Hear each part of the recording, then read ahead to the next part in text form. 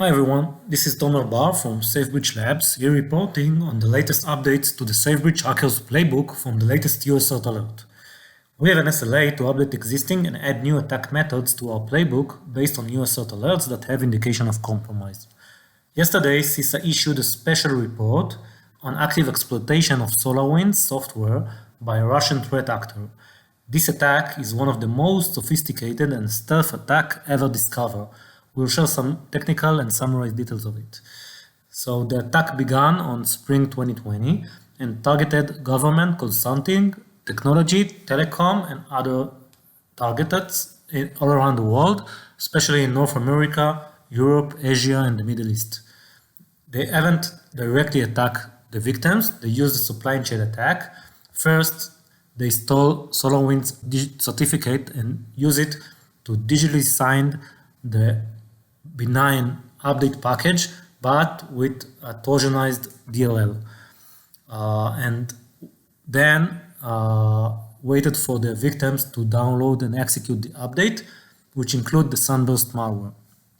This malware is a very stealthy malware and use unusual measures.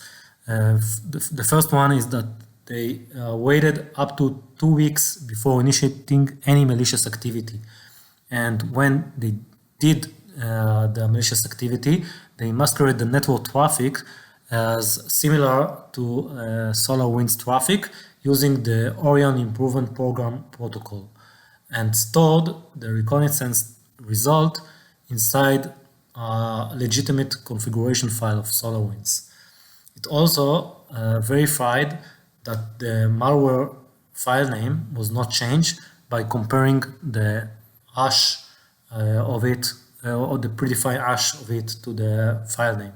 And probably this way they mitigate some manual research by researchers that usually change the file name.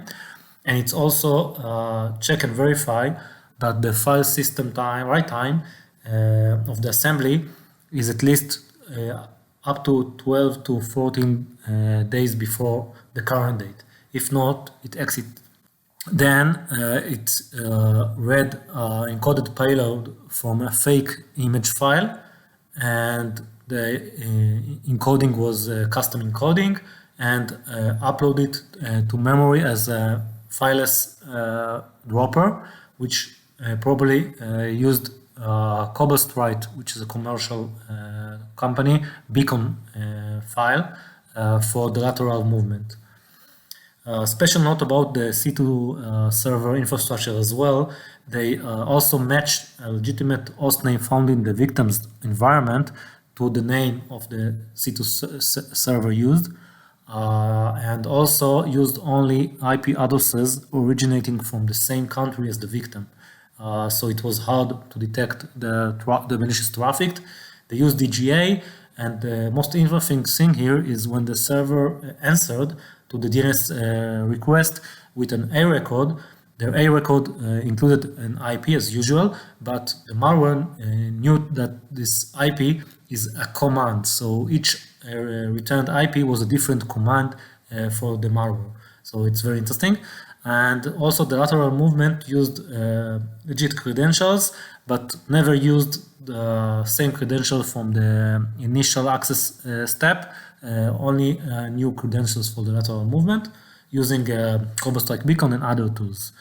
We at SafeBreach added new coverage for a new simulation into the SafeBreach Hacker playbook to simulate this attack, and also add existing attacks that mimic this threat in a safe manner and allow our customers to test themselves.